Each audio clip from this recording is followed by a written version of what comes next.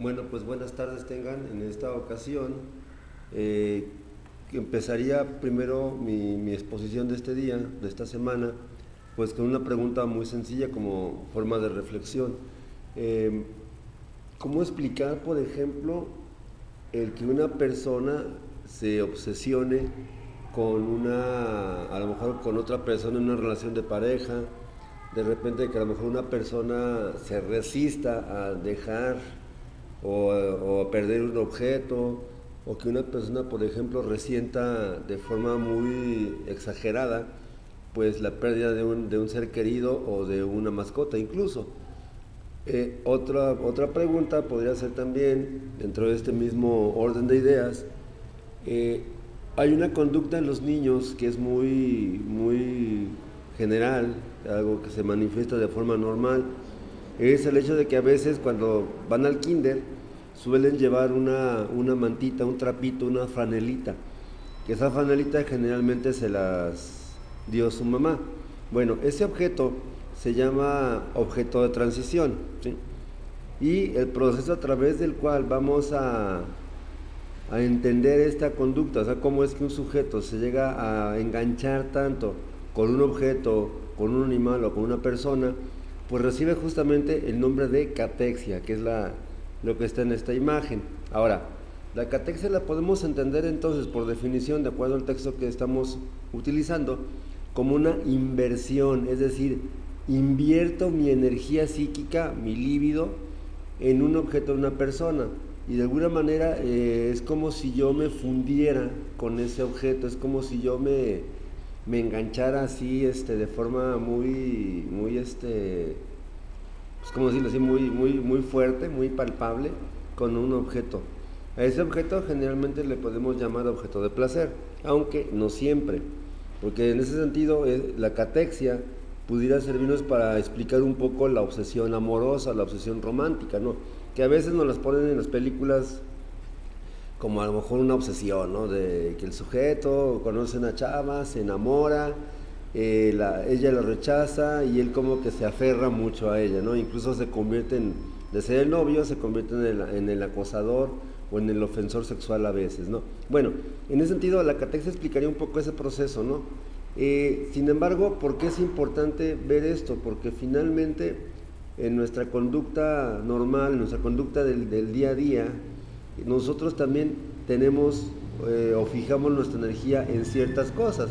O sea, todo lo que yo mencioné hasta ahorita son como ejemplos que a lo mejor son un poco exagerados, un poco patológicos, incluso si se quiere usar el término, pero que finalmente son ejemplos de la vida real. Ahora, justamente en esa catexia es a través de la cual yo me voy a vincular con un objeto, y en el niño es importantísimo que ese niño realice esa transferencia de energía psíquica, obviamente, con el objeto primario de placer. El objeto primario de placer para el psicoanálisis lo va a ser siempre la figura materna, nada más haciendo una puntualización. No nos referimos a la madre como tal, así como algunas veces se idealiza, ¿no? Sino más bien a aquella parte corporal, o sea, el seno materno, que de alguna manera le da al niño pues ese placer original o primordial, que es lo que es el alimento en las primeras etapas de la vida, ¿no? Esa es justamente la importancia de esto. Ahora, un poco más adelante hablaríamos de la fijación. Justamente la fijación es el proceso a través del cual un sujeto se queda atorado en una etapa del desarrollo psicosexual, y aparte también es un proceso que tiene que ver mucho con la catexia. Bien, esto lo dejaremos ahorita en ese sentido como algo que ya estamos empezando a utilizar, y pasaríamos ahora a ver lo que es algo que también ya habíamos comentado en la presentación anterior, que son los impulsos agresivos. Quedamos que de acuerdo con el psicoanálisis de Freud, el ser humano tiene dos impulsos: el impulso de vida o instinto de vida, y el impulso agresivo o instinto agresivo, o como dice acá la ilustración, es la compulsión a destruir, conquistar y matar. Básicamente este instinto de vida, de muerte, perdón, está presente en todos los seres humanos, como se mencionaba por ahí en el taller que llevamos a cabo, bueno, la conferencia que se vio acerca del suicidio. Este impulso de matar o este impulso de destrucción o de muerte se puede llevar a cabo justamente pues haciendo conductas o emprendiendo conductas que pueden ser consideradas como de alto riesgo, conducir a exceso de velocidad.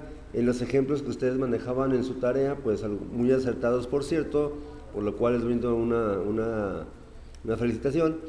Se hablaba justamente de esa parte del, por ejemplo, no tomar nuestro medicamento que necesitamos para una enfermedad. De repente también a lo mejor, igual como decíamos, conducir a exceso de velocidad, fumar, drogarse, pero también a lo mejor son conductas que pensamos que, bueno, yo no las tengo y por lo tanto no tengo ese instinto de muerte. No, el hecho de que no comas a tus horas, que no duermas lo suficientemente bien, que a lo mejor de repente seas muy corajudo, incluso pudiera entenderse o interpretarse como una especie de impulso agresivo, ¿sí? Y bueno, finalmente este instinto agresivo, este impulso agresivo, pues básicamente también tiene que presentarse en el ser humano porque es parte de nuestra naturaleza. Somos la única especie que lamentablemente, nos guste o no, a pesar de todos los miles de años que tenemos de evolución, pues somos la única especie que se autodepreda, ¿no? Somos los peores enemigos de nosotros mismos. Para prueba de ello, pues tendríamos que mirar hacia atrás en la historia, las guerras mundiales, las cruzadas, etcétera, etcétera, ¿no? Básicamente han sido campañas militares que, pues a lo mejor por algún motivo razonable o no, pues han emprendido, ¿no? Y ahí es donde nos damos cuenta justamente del impulso agresivo. También poníamos en alguna ocasión ejemplos acerca de impulso agresivo, ver una corrida de toros, de repente pelea de gallos, pelea de perros, etcétera, que finalmente pues son deportes, si se les puede llamar así, o expresiones artísticas. En el caso de la tauromaquia, bueno, desde mi punto de vista no lo es, pero bueno, son manifestaciones justamente de ese impulso agresivo. Ahora, a lo mejor alguien pudiera decir, bueno, yo no veo ese tipo de deportes o de manifestaciones culturales, yo solamente practico full contact, Muay Thai, artes marciales mixtas, karate, judo. Pues también en ese sentido es una parte de nuestro impulso agresivo, nada más que aquí hablaríamos que ese impulso agresivo está sublimado, ¿sí? Está sublimado, y la sublimación, que lo vamos a mencionar más adelantito, es un mecanismo de defensa que hace que algo, digamos, tan aversivo, tan violento o tan poco moral como la agresividad se transforme en algo pues incluso socialmente aceptado, ¿no?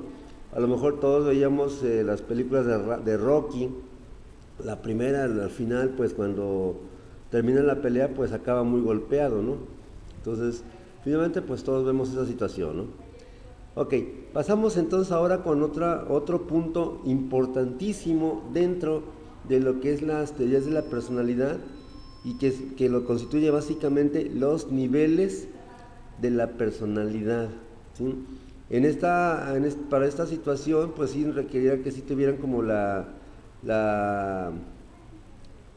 ¿cómo decirlo? La oportunidad de, pues si tienen alguna pregunta o de momento no queda claro algo, sí me hicieran saber a través de los mensajes de Classroom, de la plataforma que estamos usando, si queda alguna duda. Incluso también estoy a sus órdenes a través del WhatsApp. Pero bueno, empezaríamos con los niveles de personalidad, y decíamos que es una parte importante porque es la explicación que da Freud acerca de cómo funcionamos los seres humanos. Pues empezaríamos entonces ahorita con una imagen. Tenemos aquí lo que es un triángulo de color azul. En la parte de abajo tenemos el inconsciente, después está el consciente y el preconsciente, ¿sí?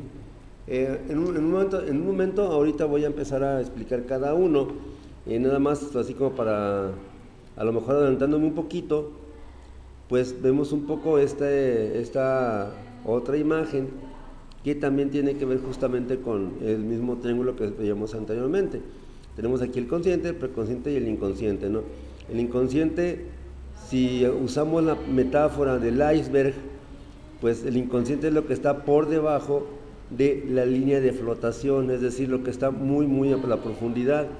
El preconsciente es lo que está en la línea de flotación o ligeramente por arriba, ¿sí? En el caso del consciente, pues es la única instancia de la personalidad que se encuentra visible siempre. Por ahí decíamos, algún autor, Fritz Perls, decía que el consciente es justamente la conciencia, es estar ubicado en el aquí y en el ahora. Pero bueno, empezaríamos justamente entonces con esta instancia que es el consciente.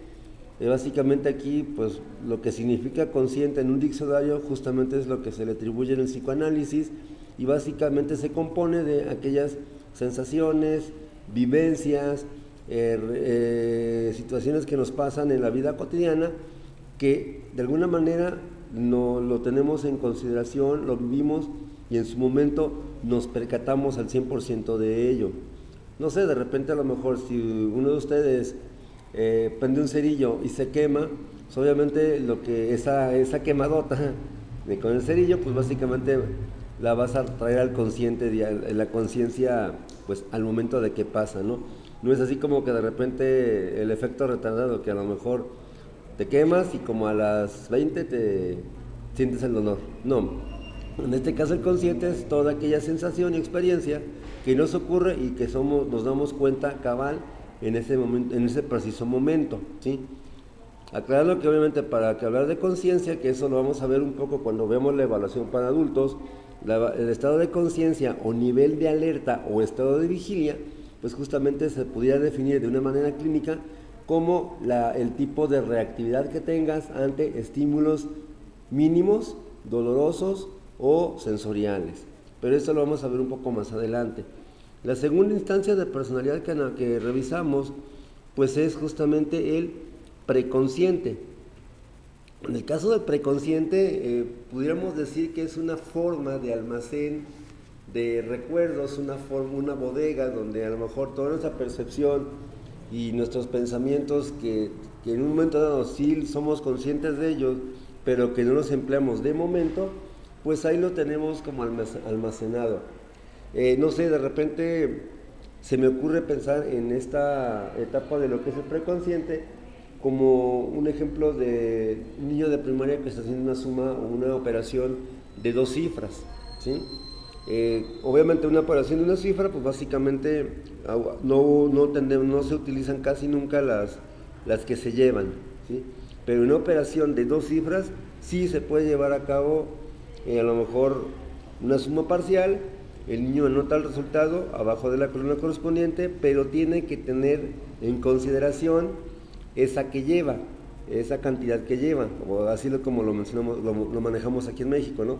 Esa cifra que él lleva es justamente, está usando el preconsciente para almacenarla. De ahí que de repente algunos niños que sí les falla un poco la cuestión matemática, el pensamiento matemático, pues al momento de hacer su operación, abajo de la primera columna, cuando ponen que llevan, ponen el número como tal, y de repente les dan una cantidad de 3 cifras, ¿sí? Siendo que es a lo mejor una suma incorrecta. Esto me sirve pues más que nada para ejemplificar un poco lo que es el preconsciente, ¿sí? Nos quedamos ahorita con la idea principal de que el preconsciente lo podemos traer fácilmente a la conciencia. Es como un recuerdo, es como un almacén temporal, ¿sí? Una memoria a corto plazo o memoria de trabajo, algunos autores también lo manejan así. Y también, por ejemplo, en cuestiones emocionales, pudiéramos decir que el preconsciente es una especie ¿cómo decirlo?, también como almacén, y que ahí están presentes ciertas vivencias que a lo mejor sí las puedo traer a la conciencia, pero solamente con cierto tipo de psicoterapia, ¿sí? Bueno, la siguiente instancia, más que parece ser que me brinqué, es el inconsciente. Esta parte, como ya lo decíamos en la metáfora del iceberg, el inconsciente va a ser básicamente la parte más grande, la parte más invisible que está por debajo de la superficie.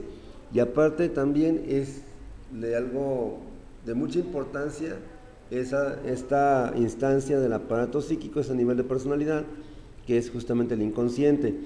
Aquí de repente la definición es un tanto épica, ¿no? Sus vastas y oscuras profundidades albergan los instintos, tanto el de vida como el de muerte, los deseos y todo aquel anhelo, fantasía, por perversa que sea o por sublime que sea, finalmente están albergadas o almacenadas o depositadas dentro de nuestro aparato psíquico. Justamente la principal meta del psicoanálisis, tal y como lo propone Freud, es justamente el objetivo terapéutico es hacer consciente lo inconsciente, o sea, hacer que el sujeto se dé cuenta que hay cosas dentro de él que él ni siquiera él mismo conocía. Aclarando con esto, que también lo vamos a ver un poco ya mucho más adelante, que en el caso de la forma de llegar al inconsciente que nadie podemos ver es a través de los sueños, a través de los recuerdos, a través de los recuerdos reprimidos sobre todo, fantasías, actos fallidos, lapsus lingüísticos, que son básicamente dibujos incluso, que son básicamente formas en las que se puede acceder al inconsciente. Entonces, de alguna manera, el inconsciente es esa parte que, aunque no está presente, pues sí acaba por influir muy profundamente. De hecho, es la que motiva justamente toda nuestra conducta en el nivel consciente, ¿sí?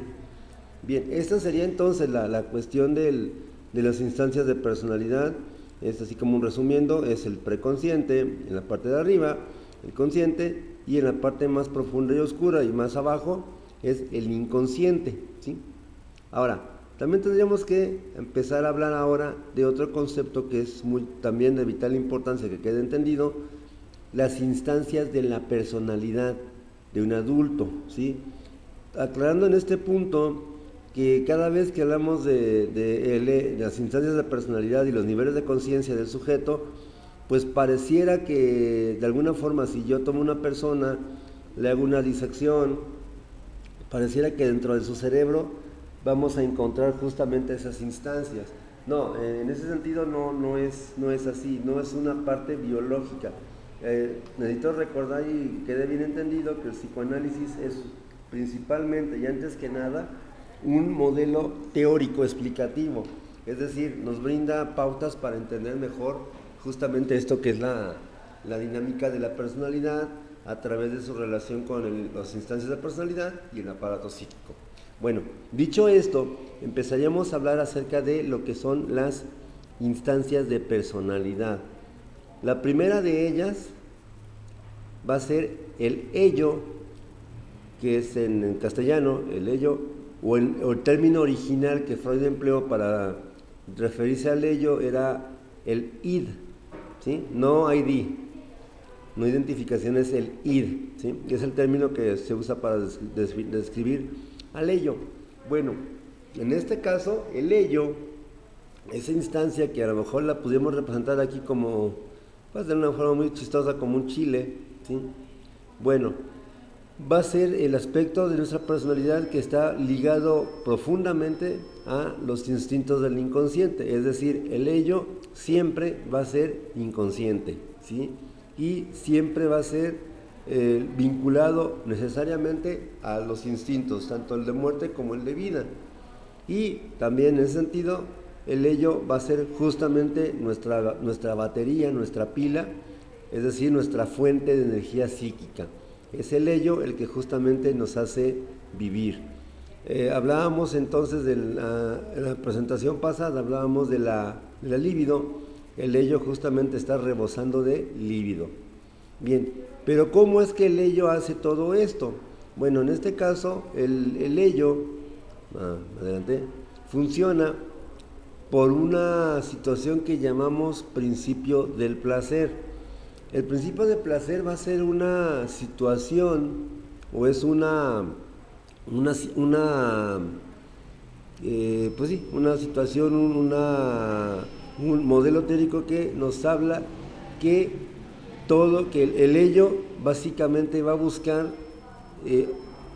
la evitación del dolor y va a buscar toda aquella conducta o toda aquella recompensa externa o interna que aumente y asegure el placer al máximo. Por eso se llama principio de placer. Decíamos también en alguna presentación anterior, en algún momento se mencionó que básicamente como seres humanos tenemos dos principios: evitamos el dolor y buscamos el placer. Pues justamente esto de buscar el placer tiene que ver con el principio del mismo, del placer. Ahora, insisto, aquí erróneamente se pudiera pensar que el principio de placer tiene que ver con el sexo. No necesariamente. Comer, tomar un refresco, fumarse un cigarro, oler una flor, leer un buen libro, ver una buena película o una pésima película, eso es lo de menos, siempre y cuando te guste a ti, justamente va a ser una manifestación de este principio de placer. Ahora, este principio de placer también forma parte importante, decíamos, del ello. El ello también tiene o funciona a través de un proceso primario de pensamiento. Yo considero que a lo mejor nos ha tocado ver en nuestros trabajos o en nuestra familia, en nuestra cotidianidad, nos ha tocado ver a lo mejor a un niño. En este caso, a un niño, sobre todo un niño pequeño que tiene hambre, a él no le importan las razones, a él no le importan, por ejemplo, si tienes dinero o no. Y yo, de repente, pues a lo mejor el ejemplo más significativo, representativo, podría ser un berrinche. A un niño que hace un berrinche en una tienda, en una farmacia, en una juguetería, en la calle, de repente no le interesa en lo más mínimo si traes dinero o no, si tienes tiempo para comprarlo o no, si lo vas a ocupar o no. No, a él no le importa eso. El niño básicamente lo que quiere es satisfacer sus instintos de una forma inmediata. Eso es justamente el proceso primario de pensamiento. Es decir, justamente la forma en la que el niño al nacer, al momento del nacer y durante los primeros años, más o menos año y medio de vida, básicamente busca siempre estar contento. De esta situación se sustrajo principalmente pues la idea esta que vimos en una película que a lo mejor sí recomendaría que la vean, aunque es de caricaturas, es Intensamente.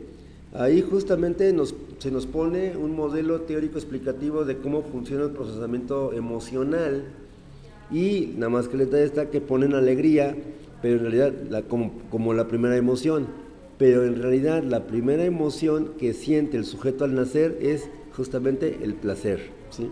Nada más que, bueno, como aquí actúa de alguna manera la censura con Walt Disney, pues se le cambió el nombre a alegría. Pero por eso es también esta imagen que yo elegí para apoyar la diapositiva, ¿no? Bien, entonces, también tendría que decir acerca de lo que es el ello. El ello también tiene algunas características muy importantes. La primera va a ser completamente atemporal o anacrónico. ¿Qué significa esto? Que, por ejemplo, él no sabe de tiempos, no conoce el tiempo. Lo que le pasó a un sujeto hace 30 años, si no lo ha resuelto, el ello lo va a reactualizar como si hubiera ocurrido ayer o como si hubiera acabado de ocurrir. Esa es la cuestión con la atemporalidad, ¿sí? Y también, obviamente, como ya lo comentaba así brevemente, el ello es completamente ilógico e irracional. No entiende lógica, no hay un razonamiento avanzado, es decir, básicamente yo quiero, no hay así como que una consideración por el otro. En ese sentido, el ello, pues sí, ciertamente podríamos definirlo como una instancia pues egocentrista y egoísta, que no es lo mismo, pues, pero el ello sí es egoísta y egocentrista. Básicamente sería una instancia que dice primero yo, después yo, el último yo. Lo que le importa al ello es que se satisfagan siempre sus instintos, ¿sí? Ok, continuando pues entonces con la siguiente nivel de instancia de personalidad, pues tenemos el yo o el ego.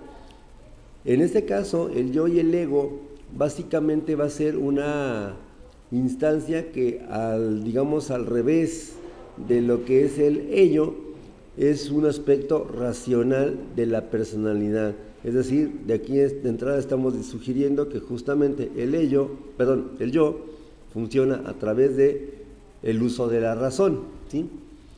Y es la instancia que básicamente, como nos dice la información, se encarga de controlar y dirigir los instintos conforme al principio de realidad.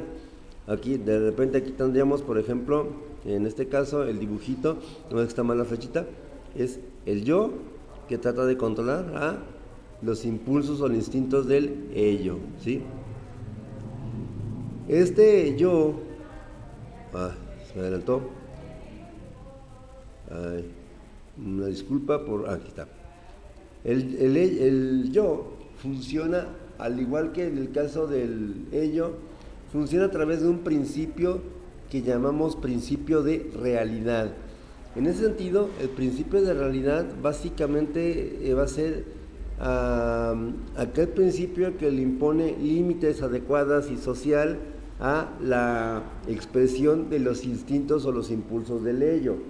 Es decir, pudimos poner así como un ejemplo muy común que pasa en los alumnos de universidad.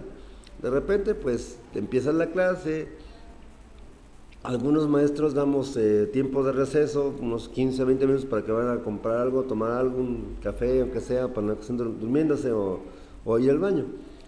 De repente, si una persona tiene así como mucha hambre, puede ser que elija voluntariamente, que sería un principio de realidad, básicamente aguantarse el hambre o las ganas de ir al baño, por ejemplo. Pero va a llegar un punto en que a lo mejor no va a aguantar más y va a tener que entonces desplegar alguna conducta socialmente aceptada y por un canal adecuado para satisfacer sus instintos. A lo mejor, si tiene mucha ganas de ir al baño, levantar la mano, profe, ¿puedo ir al baño? A lo mejor el maestro le va a decir que sí, bueno, yo le digo que sí, y pues él va a ir al baño y va a satisfacer su necesidad, pero lo hace a través de un principio de realidad y obviamente con limitaciones adecuadas, ¿no? A lo mejor de repente si se sale así o, por ejemplo, si el sujeto no pudiese controlar ese impulso o ya funciona en un nivel psicótico, pues de repente lo que pudiera hacer es hacer del baño pues en el salón. Obviamente esta persona pues ya estaría a lo mejor con un daño psíquico, a lo mejor tener un brote psicótico o bueno, también a lo mejor una enfermedad, pues porque también hay que recordar que no todo siempre va a ser psicológico, hay que ver también la parte médica y la parte social, pero en este ejemplo pues a lo mejor el sujeto que está sano a nivel fisiológico, si hace sus necesidades dentro del salón, pues obviamente no va a estar funcionando de acuerdo al principio de realidad, simplemente va a estar funcionando básicamente por el principio de placer, ¿no? No me importa dónde, lo que quiero es satisfacer mi necesidad. En este caso también el yo, pues como ya lo podíamos ver, por ejemplo, en la imagen esta del aparato psíquico, el yo el yo o ego es consciente y tiene una parte preconsciente, pero el yo por definición siempre va a ser consciente, ¿sí? Ocupas esa conciencia para justamente poder establecer el mejor curso de acción para satisfacer una necesidad o un impulso. Ahora, también el yo, pues igual va a ser manifestado a través de los procesos psicológicos básicos, superiores, pensamiento, razonamiento, voluntad, juicio, que estos procesos psicológicos pues son los más evolucionados en el ser humano y pues que son así como la parte que pugna siempre por no permitir que el ser humano pues tenga conductas a lo mejor propias de un animal, ¿sí? Esa sería la parte del principio de realidad. Es racional, entonces el yo es racional, es lógico y también es centrado siempre en el aquí y en el ahora y por lo tanto es 100% consciente. La última instancia de personalidad que nos va a tocar analizar el día de hoy la llamamos super yo. Y no crean que es vanagloria. El super yo es super yo o superego, que es el término alemán, que es el que usó Freud. En este caso podemos entender el super yo como un aspecto moralista de nuestra personalidad. Es aquel aspecto, aquella instancia que nos impone restricciones, nos impone normas, nos impone conductas prescritas, o sea, conductas que tenemos que hacer, y también nos proscribe conductas, es decir, nos dice qué conductas no tenemos permitido hacer. Obviamente van vinculadas todo esto con la cultura y también con los valores que nos transmitieron nuestros padres en representación de la sociedad. Es decir, el yo es la última instancia que acaba por desarrollarse en un sujeto. Cuando veamos la que es la parte de las etapas del desarrollo psicosexual, el superyo se empieza a formar a partir de cuando el niño está enfrascado completamente en la lucha por el poder, en el control de esfínteres. Es ahí cuando se empieza a desarrollar el superyo. ¿Sí? Bien, en el caso del superyo se va a componer, al igual que los anteriores instancias, pues de dos elementos muy importantes. La primera, que va a ser la conciencia moral, que aquí a lo mejor lo más representativo sería justamente pues el angelito, que es la parte buena, el diablito, que es la parte mala, y pues esta que está aquí en medio pues es el sujeto, ¿no? En este caso, la conciencia moral son todas aquellas conductas por las cuales el niño fue castigado. Es decir, si a ti te castigaron porque robar, obviamente tú aprendiste que robar es malo. ¿Por qué? Porque te castigaron. Porque a lo mejor de repente te quemaron las manos, te pegaron con un borrador, no sé, etcétera. Eso es básicamente cualquier conducta por la cual te castigan, automáticamente pasa a construirse o constituirse como una conciencia moral. Eso, obviamente la conciencia moral pues nos impone también ciertos deberes. El siguiente componente, aquí no alcancé a poner una imagen, va a ser el yo ideal, que es el componente del superyo, que tiene que ver con las conductas morales e ideales que por las cuales una persona debe de luchar. Es decir, es básicamente lo que yo quiero alcanzar. Tengo que ser bueno, tengo que ser buen hijo, tengo que ser buen esposo, tengo que ser buen terapeuta, tengo que ser buen maestro, tengo que ser el mejor de lo mejor, ¿no?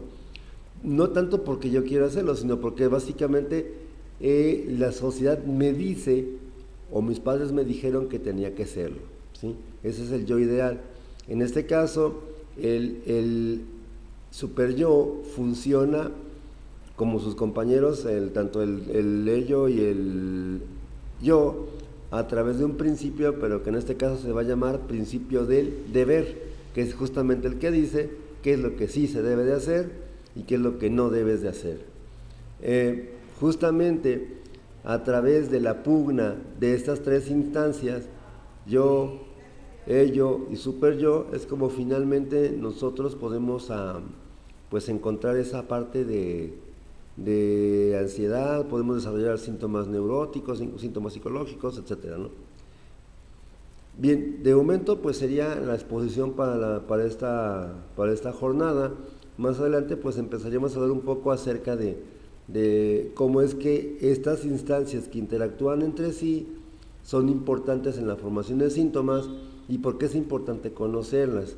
Espero que haya quedado clara la exposición y pues como siempre un saludo para todos y cualquier duda pues a través de nuestras redes sociales o nuestra página de plataforma. Muchas gracias y que pasen buenas tardes.